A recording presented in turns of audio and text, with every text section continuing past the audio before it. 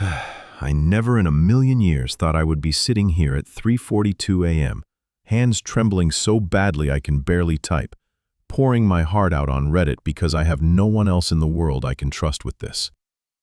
My name is Marcus Thompson. I'm 34 years old, living in a quiet suburban neighborhood just outside Columbus, Ohio. And 2 weeks ago, my entire 9-year marriage collapsed in the most terrifying, heartbreaking way possible. Not because my wife cheated, not because she left me, but because I discovered she had been hiding a secret so massive, so dark, and so deeply intertwined with my own life that I still don't know if I can survive it.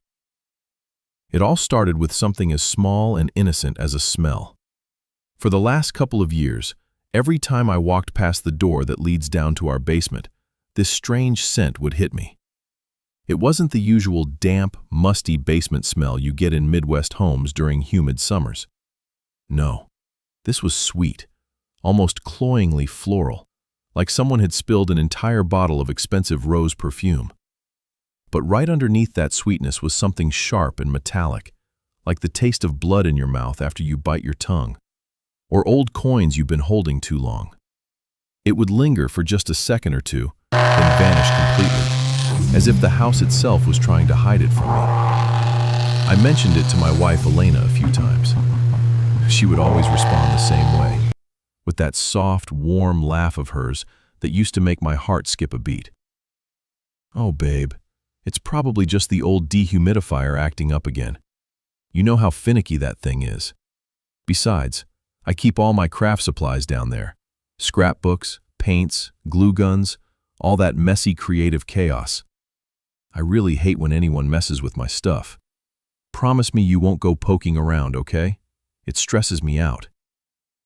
Then she'd lean in, kiss me gently on the cheek or the corner of my mouth, hand me a fresh cup of coffee with a little heart drawn in the foam using cinnamon, and the conversation would simply end there. And I believed her, every single time. Why wouldn't I? Elena was, or at least I thought she was, the most loving, attentive, and thoughtful woman I had ever known. We met 9 years ago when she was still working as a hospice nurse. I was visiting my mother during her final months with pancreatic cancer. Elena took care of Mom with such gentleness and patience that I fell for her almost immediately. After Mom passed, we started dating, and 2 years later we got married in a small backyard ceremony with just close friends and family. Our life together looked perfect from the outside. We bought this beautiful 2-story house with a white fence and a big backyard where our 2 rescue dogs, Max and Luna, loved to run around. I worked in IT support from home most days, while Elena transitioned to part-time remote consulting for medical staffing after we got married. She remembered everything, every anniversary, every important date, even the silly little things like the exact sandwich I liked from the deli down the street. Every morning she packed my lunch with handwritten notes, sometimes sweet, sometimes funny, always ending with, "I love you more than yesterday." At night, she would curl up against my chest, trace circles on my arm, and, "I don't know what I would do if I ever lost you, Marcus. You're my whole world." We didn't have kids yet. We always said we were waiting for the perfect moment, when our careers were more stable, when we had more savings, when the timing just felt right. Everyone who visited us said the same thing. "You two are relationship goals. The way you look at each other. It's rare." I believed all of it. Until the night the power went out during that violent Midwest storm. Elena had told me she was attending a 3-day work conference in Chicago. She sent me photos from the hotel lobby, a quick video of the conference room, and a goodnight voice message at 11 p.m. saying she missed me and couldn't wait to be back in my arms. I was home alone with the dogs when the storm hit hard. Thunder shaking the windows, lightning flashing like strobe lights, and then everything went dark. I fumbled for the big Maglite flashlight we kept in the kitchen drawer. The house felt different in complete darkness. Bigger, colder, almost alive. That's when I heard it for the first time. clear as day. A slow, rhythmic scratching sound coming from behind the basement door. It wasn't random, like a mouse or the wind rattling pipes. This was deliberate.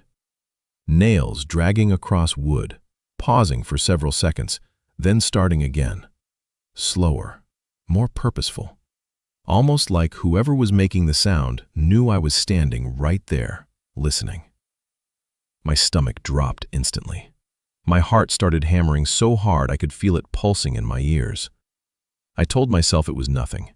The dogs upstairs, the house settling after the thunder, my imagination running wild because of the blackout.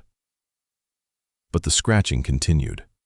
It paused for 10, 15 seconds, then resumed even louder, more intentional. I gripped the flashlight like a weapon, my palms sweating so badly the metal felt slippery. I unlocked the basement door and began descending the 13 old wooden stairs, each one creaking loudly under my weight. The smell hit me like a wall the moment I reached the bottom. Sweet floral mixed with metallic, so thick it coated my tongue and made me want to gag. I swept the flashlight beam across the room. Everything looked exactly as Elena always described. Metal shelving units packed with scrapbooking paper, glue sticks, half-finished photo albums, cans of spray paint, boxes labeled holiday decorations in her neat handwriting. But then the beam landed on the far back corner, a tall, antique-style wooden wardrobe that I swear on my life I had never seen before in the 9 years we'd lived here. It was pushed flush against the concrete wall. The dust on the floor around its base looked wrong, too clean in a perfect rectangular shape, as if someone had moved it recently and swept carefully behind it to hide the marks. The scratching sound was definitely coming from inside that wardrobe. I stood frozen for what must have been 5 or 6 full minutes, breathing shallow and fast, every instinct screaming at me to turn around, run upstairs, lock the door, and call the police.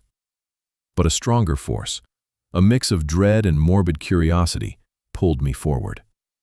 My hand reached out, fingers closing around the cold metal handle. I took one deep breath and yanked both doors open at once. It wasn't a wardrobe at all. Behind the doors was a small, carefully constructed hidden room, roughly 6 feet deep and 5 feet wide. The walls were lined with thick moving blankets, neatly stapled and taped for soundproofing. Inside, there was a narrow single cot with a thin mattress and a folded blanket, a battery-powered lantern sitting on the floor, a plastic bucket with a tight-fitting lid, 3 unopened bottles of water, and a small wooden shelf holding at least 30 spiral notebooks of different colors. And covering almost the entire back wall were dozens upon dozens of printed photographs, every single one of me. Photos of me sleeping peacefully in our king-size bed, me eating breakfast alone at the kitchen island, scrolling on my phone, me working late at my desk in the home office, glasses perched on my nose, rubbing my tired eyes, me standing in the shower, water running down my back, me sitting in my car in the Walmart parking lot 3 years ago, sobbing uncontrollably with my head on the steering wheel, the day after my mother died. In the exact center of that wall, written in large, elegant cursive handwriting that I recognized instantly as Elena's, were the words, "He can never know the truth. Not until it's too late." My legs gave out completely. I collapsed onto the cold, dusty concrete floor, the flashlight clattering beside me. The beam jumped crazily across the ceiling as tears blurred my vision. With shaking hands, I reached for the newest notebook lying open on the cot. The date at the top of the first page was yesterday, the day Elena was supposedly in Chicago. I started reading, and the first line made the world tilt on its axis. Day 2487. Marcus still has no idea I killed his mother. What followed over the next several hours, as I sat there reading notebook after notebook by flashlight, was the complete unraveling of everything I thought I knew about the woman I loved. Elena had indeed helped my mother end her suffering. Mom had been in excruciating pain those final weeks.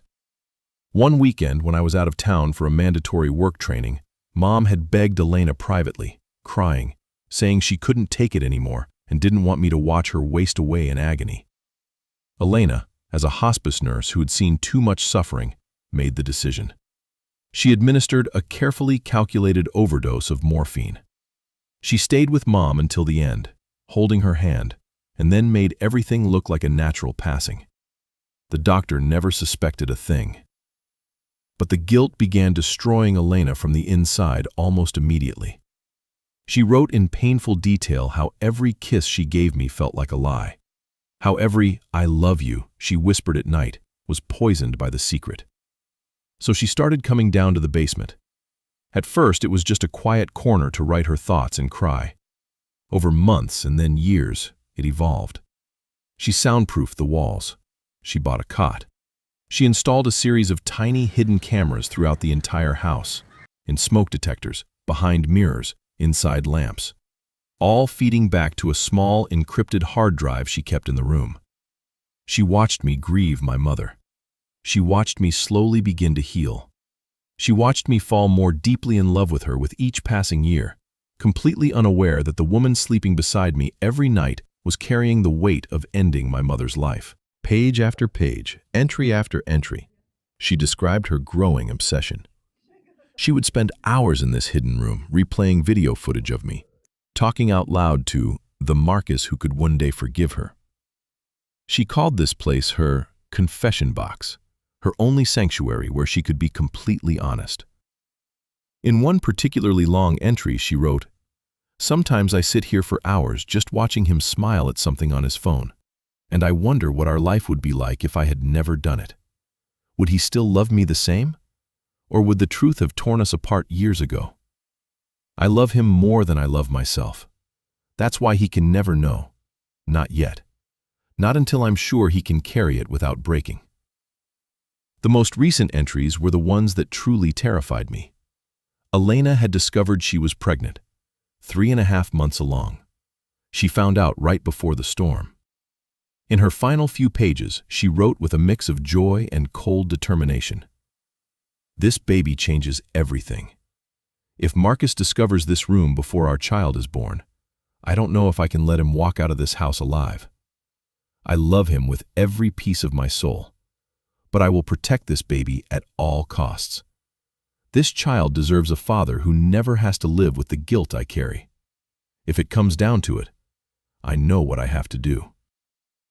I stayed in that soundproofed room for nearly 5 hours, reading every single word, photographing pages with my phone, crying, shaking with rage, then crying again. The woman I had built my entire adult life around had killed my mother out of what she believed was mercy, and then spent 7 long years constructing an elaborate, beautiful prison of love, surveillance, and quiet madness around me. When the power finally flickered back on around 5:30 a.m., I carefully closed the wardrobe doors, wiped away any obvious footprints with an old rag from the shelf, and walked upstairs as if nothing had happened. I fed the dogs, made coffee, and sat at the kitchen table pretending everything was normal. Elena texted me at 7:45 a.m., saying her flight was delayed due to storm damage, but she should be home by early evening. She added the usual heart emojis and wrote, "I miss you so much, my love. Can't wait to fall asleep in your arms tonight." I replied with the same heart emoji I had used for years. Now, as I sit here writing this, she is due to walk through the front door any minute. The dogs are already waiting excitedly by the window. I have the USB drive with all the copied photos and diary entries burning a hole in my pocket. I have a choice to make in the next few hours, perhaps the hardest choice of my life. Do I confront her the moment she steps inside, demand answers, and watch our entire world explode? Or do I keep smiling, keep playing the part of the loving husband, and begin quietly building my own secrets, my own plans, while I decide whether love can truly survive something this monstrous? Because there is one final thing my wife still doesn't realize. I found her hidden room 2 full weeks ago, and for the past 14 days, while she thought I was just going about my normal routine, I have been watching her right back, using the very same hidden cameras she installed to spy on me. The rules of our marriage have changed forever. And I still don't know whether tonight will end with forgiveness, with tears, or with something much darker and more final.